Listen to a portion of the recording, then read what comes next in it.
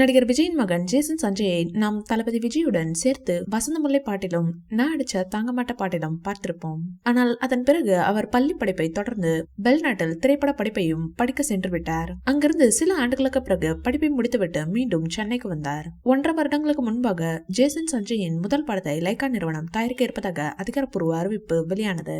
இதையடுத்து அவர் யாரை தன் படத்தில் ஹீரோவாக ஆக்க இருக்கிறார் என்ற எதிர்பார்ப்பும் எழுந்தது. கிடப்பில் போடப்பட்ட இந்த படம் மீண்டும் சில மாதங்களுக்கு முன்பு உயிர் பெற்று மடமடவென வேலைகள் தொடங்கின. சில நாட்களுக்கு முன்பு நடிகர் அஜித்தின் செய்தி தொடர்பாளர் சுரேஷ் சந்திராவும் தளபதி விஜய் மகனும் எடுத்துக்கொண்ட போட்டோக்கள் சமூக வலைதளங்களில் வைரலாக தொடங்கின.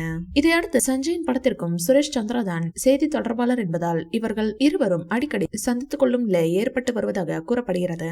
இவர்கள் இருவரும் தங்களின் படத்திற்காக ஒன்றாக இணைந்து வேலை பார்த்து வருவதாக கூறப்படுகிறது. நடிகர் அஜித் தளபதி விஜய் மகன் ஜேசன் சஞ்சய்க்கு ஒரு அட்வைஸ் செய்ததாக தற்போது சமூக வலைதளங்களில் வைரலாகி வருகிறது.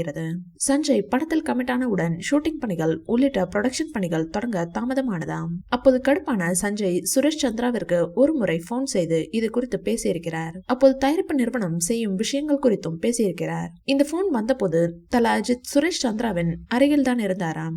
அப்போது போனில் யார் என்று கேட்டிருக்கிறார். அது சஞ்சய் என தெரிந்த பிறகு போனை வாங்கி அவரை பேசியிருக்கிறார். தயாரிப்பு நிறுவனத்தின் பக்கம் இருந்து ஏதேனும் பிரச்சனை ஏற்பட்டால் என்னிடம் சொல், நான் வேறு நிறுவனத்திற்கு பரிந்துரைக்கிறேன், பிரச்சனையை தீர்த்துக்கலாம் என்று கூறி சஞ்சய்க்கு ஆல் தி பெஸ்ட் சொன்னாராம். இந்த தகவல் உண்மையா என்று தெரியவில்லை. ஆனால் சுரேஷ் சந்திரா சஞ்சயுடன் க்ளோஸாக இருப்பதை பார்க்கும்போது இது உண்மையாக இருக்கலாம் என ரசிகர்கள் கருதுகின்றனர். சஞ்சயின் படத்தில் நடிகர் சந்தீப் கிஷன் ஹீரோவாக நடிக்கிறார். இது குறித்த அதிகாரப்பூர்வ தகவலும் சில வாரங்களுக்கு முன்புதான் வெளியானது. இந்த படத்தை தன்னிடம் சஞ்சய் கூறும்போது 2.5 மணி நேரத்திற்கும் மேல் கூறியதாகவும் தான் இதை கேட்டு வியந்து விட்டதாகவும் ஒரே பேட்டியில் அவர் கூறியிருக்கிறார். மேலும் இந்த படத்திற்கு இசையமைப்பாளராக தமன் நியமிக்கப்பட்டிருக்கிறார். இவரும் இந்த படம் குறித்து சில நாட்களுக்கு முன்பு பாராட்டி பேசியது குறிப்பிடத்தக்கது. இந்த வீடியோ பிடிச்சிருந்தா லைக் பண்ணுங்க, ஷேர் பண்ணுங்க.